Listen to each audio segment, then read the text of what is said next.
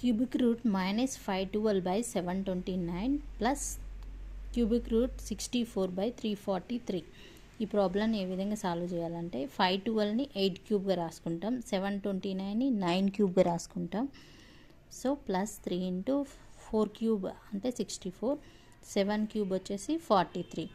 So 8/9 whole cube అంటే ఈ cube cancel అయిపోతుంది. సో -8/9 అనేది బయటకు వస్తుంది.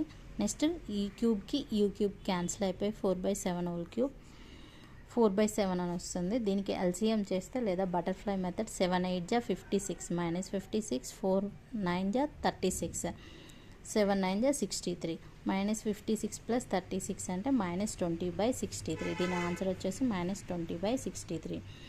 cubic root 4096 into cubic root 125 64 వాల్యూని ఫైండ్ అవుట్ చేయండి.